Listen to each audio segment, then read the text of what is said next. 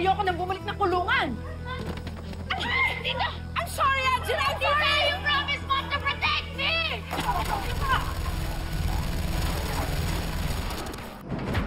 Sige, ako! Sorry. Napakaramdam ng helpless. Sana maisip mo lahat ng kasama na ginawa mo sa amin. May babae akong napapansin na lagi pumupunta dito eh. Hindi kaya yun yung nanay ko. Tapos nahanap niya rin ako. Ayaw ko na partner lang tayo. Anong ibig mong sabihin to? Since wala nang threat sa buhay mo, I think it's time na tuloy ko na yung panliligaw ko sa'yo.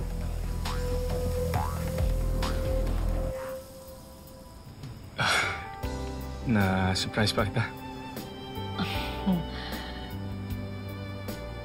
Ang saya ko. Sobrang saya ko kasi gustuhan mo ko. Hello, Andrew Smith. Kinakabaliwan ng lahat ng kababaihan.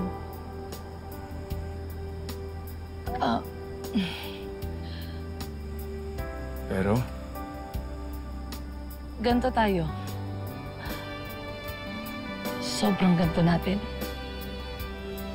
Sobrang close natin bilang mag-best friend.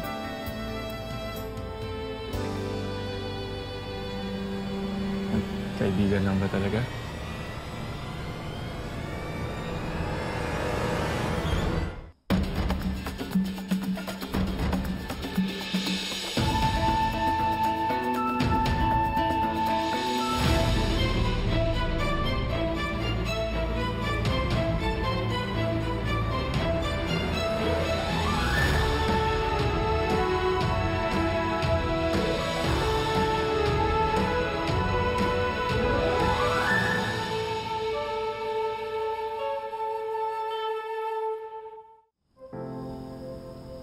Alam mo, Drew, sa totoo lang,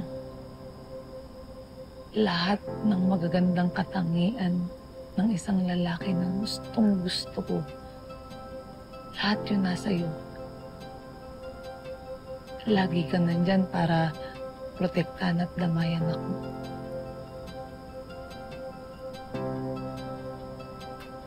Ayokong paasahin ka.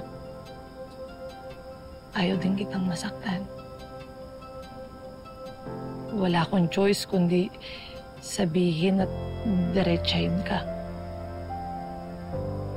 Sobrang espesyal mo sa akin, Drew. Sobrang espesyal mo sa akin.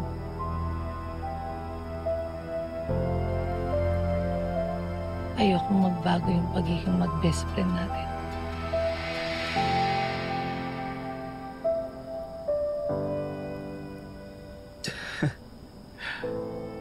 Ito pala yung feeling ng ma-friendzone.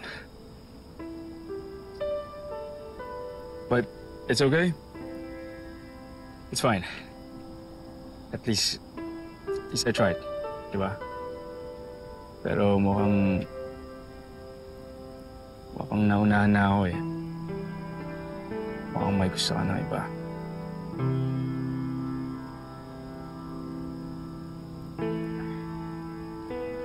Sorry, Drew. No, it's okay. Naalala ko pala na may usapan kami ng magtropa ko, so I guess I gotta get going. Drew, sorry ah. Sorry talaga. Walang magbabago ha. Of course not. Ano Mag-best ba? friend pa rin tayo. No hard feelings. Sorry. I really have to go. Drew.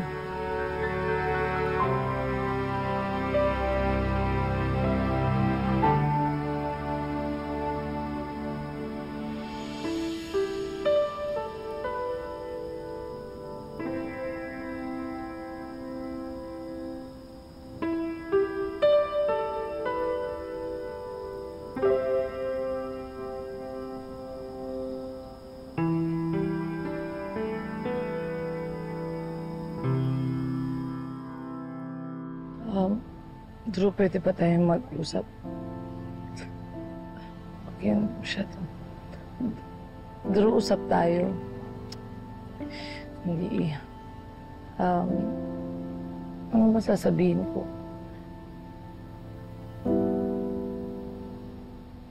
Miss May? Miss May?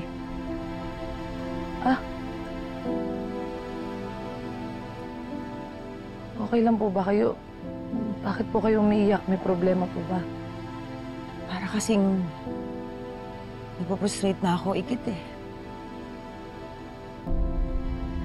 Parang pinipigilan ng universe na mahanap ko si Emily.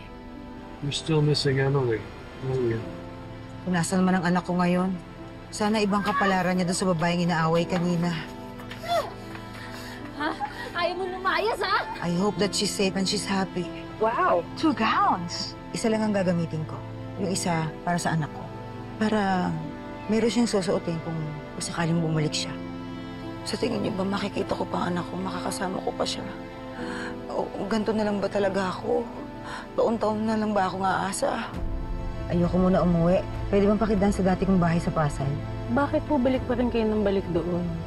Eh wala na po yung mga dati niyong kapitbahay.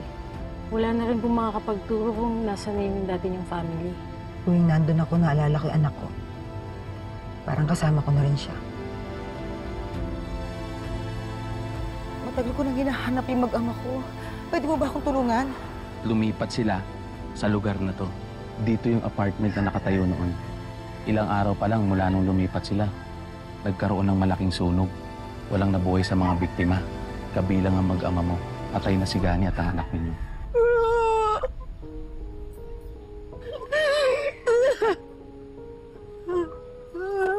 Dati kasing shelter ng senior citizen yung building na yun. Sabi po nung kakilala ko, dati raw po yung apartment complex at kasama nga daw po sa nasunog yung mag-ama ko. Malabo. Kasi wala namang batang nasunog sa building na yun. Puro lolo at lola lang ang mga biktima. Kahit pagod na ako, hindi ako tumitigil ng paghahanap sa kanya.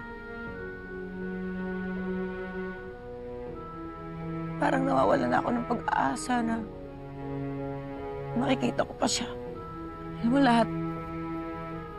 lahat ng success na meron ako, yung kayamanan, yung magandang buhay na meron ako, lahat siyang baliwala yan kung di ko siya kasama. Gusto ko lang naman siya makita. Gusto ko siya makasama, gusto ko siya makausap. Marami akong gustong sabihin sa kanya. Miss May, pikit niyo po yung mga mata niyo. Isipin niyo po nakaharap niyo si Emily. Siya po yung kausap niyo. Makakatulong po yun.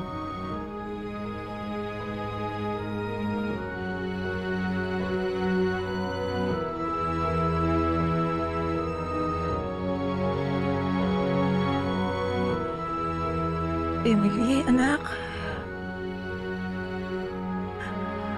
Sorry ha kung inabandon ako kayo ng tatay mo.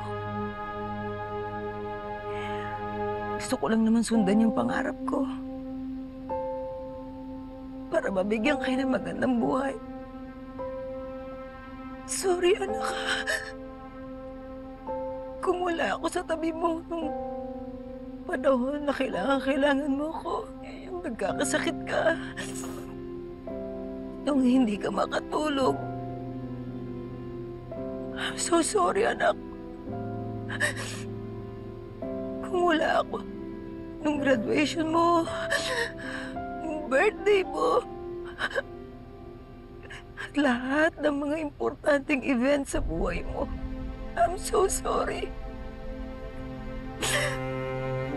Anak, kung pwede ko lang sanang ibalik yung oras. Pero huli na ang lahat, anak. Ang tanging magagawa ko na lang ay makabawi sa'yo. Kaya sana mahanap na kita, anak. Para magampanan ko naman ang pagiging isang ina sa'yo. At masabi ko at mapataba ko sa'yo kung gaano kita kamahal na mahal.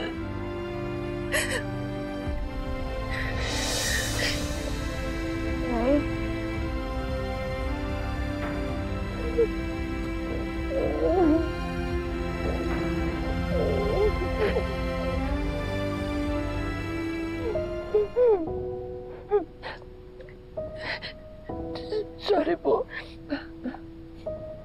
mo ko tinawag na inay. Sorry po. Sorry. Imagine ko po kasi na kayo po yung nanay ko.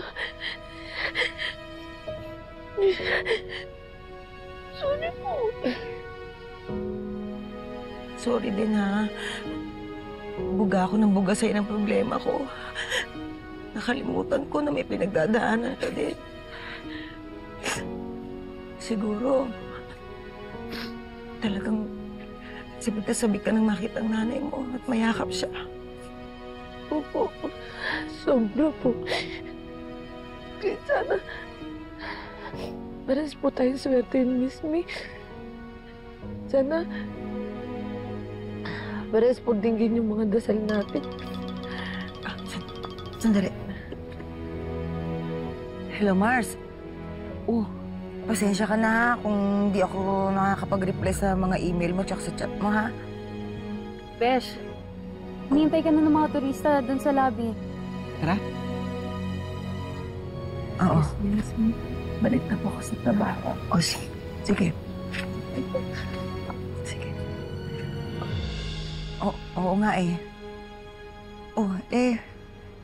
Kailan ba yung reunion na yan? Talaga? Sige. Pupunta lahat yung mga kabatch natin? Sige, pupunta kami ng mga anak ko. Beshi, okay ka lang ba? Kanina ka pa sa tour tulala at saka parang walang kibo dyan na. Nangyari sa'yo? Hindi, inisip ko lang kasi kung ano yung sinabi sa akin ni Miss May. Ano yun? Tungkol sa anak niya? Bakit ka naman apektado? Hindi ko alam. Basta lahat ng mga sinasabi ni Miss May, nabibigyan ko kagad ng meaning. Ewan ko Kasi Miss May, pagkakapares talaga yung kwento ni Miss May dun sa nanay ko.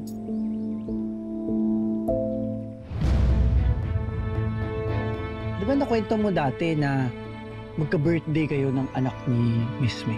July 21 din ang birthday mo? Apo. Ka-birthday mo pala anak ko. Saka di ba ikit, nakwento mo na di mo nakilala yung nanay mo dahil sumama siya sa AFAM nung bata ka pa lang? Manang-mana ka sa nanay mo. Hinayaan mo na lasunin ng foreigner na yan ang utak mo para suwayin ako, para tablahin ang pamilya mo. Kung nawawala ang anak ni Miss May at nawawala ang nanay mo, tapos magka-birthday pa kayo ni Emily at may jowang AFAM si Miss May, hindi kaya si Miss May yung nanay mo? Teka. So, iniisip mo ba na ikaw at si Emily ay iisa? Hindi ko alam, pero ayoko mag-assume. Pero malay mo, totoo yung hinala ni Kaloy dati. Na si Miss May, hinahanap kong nanay.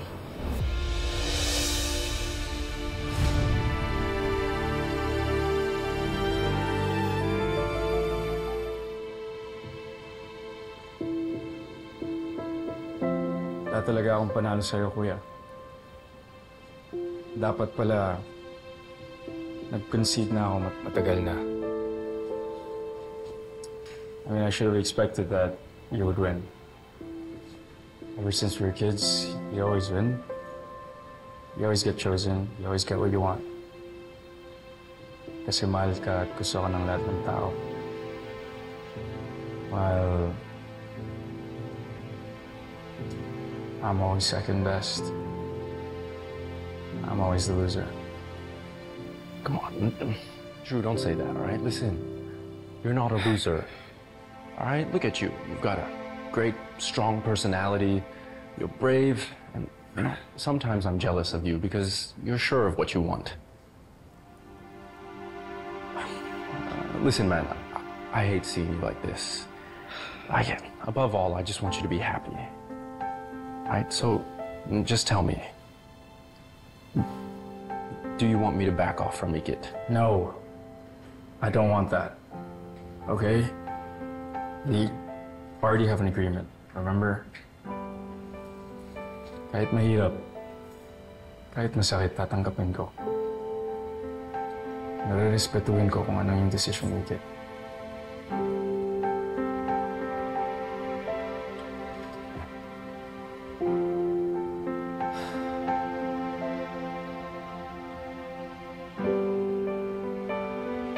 Beshi, sigurado ka na ba na gagawin mo to?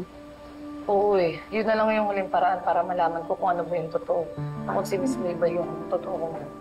Ito, Miss Clara. Nandiyan ba si Miss May? Ay, kakailis lang niya. Hindi ko alam kung saan pupunta, hindi sinabi. Bakit? Wala. Sige. Salamat Bessie. Mauna na muna kayo, ha? Antayin ko lang muna dito si Miss May. Hindi ako alis dito hanggat di kami nakakapag-usap eh. Eh, ano ba, Kit? Hindi ka namin iiwan. Sasama kami. Si Ninong ba dong? Huh? Hello, Ninong. Hello, Kit.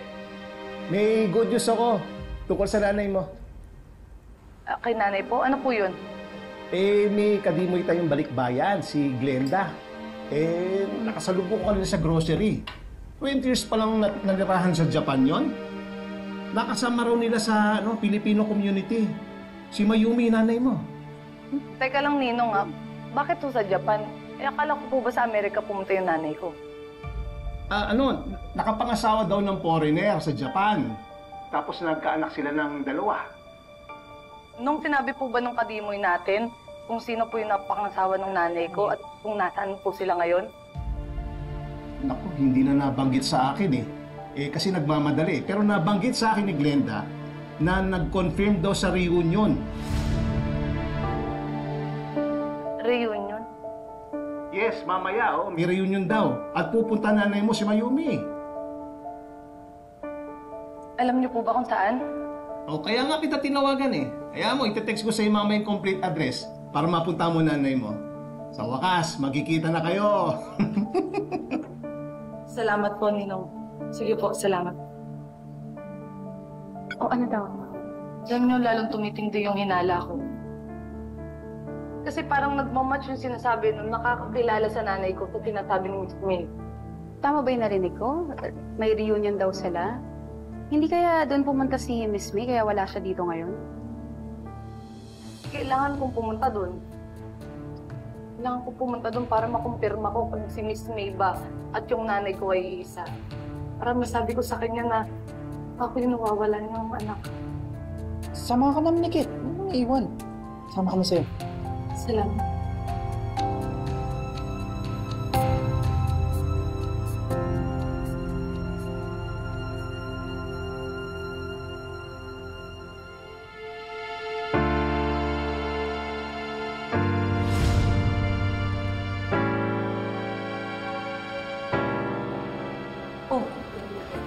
Ano hinihintay mo? Ba't ayaw mo pa pumasok, Besh? Kinakabahan ako.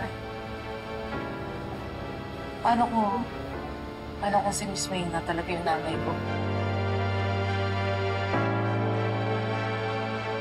Tapos nandiyan talaga siya sa loob. Tapos malaman niya talaga na ako yung tunay niyang anak. Bakit di siya matuwa? Baka ma-disappoint lang siya sa akin. Kabay, Kit. Kakabahan. Alam mo, dati pa sobrang gana ng loob ni Miss May sa'yo, di ba? Kaya sigurado ko matutuwa yun. Oo, baka nga maiyak pa yun Kasi, di ba sabik na sabik kayong makita at makasamang isa't isa? And finally, Besh, mabubuo na yung pamilya niyo. Ito na yun. Tama na. Ay, kayo nang bahala. Sana maging okay na yung lahat. Sana ito na yung happily ever after namin ni nanay. Amen.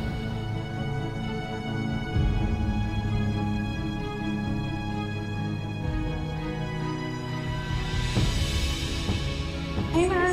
Po. Nandiyan po ba si Miss Mayor? Ay! Mari! Nandito ko na.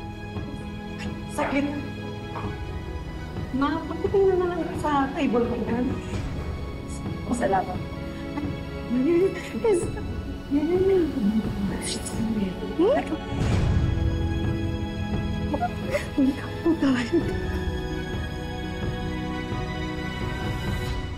Pwede pagbigyan mo na ako? Hindi naman ikaw yung binasted, di ba?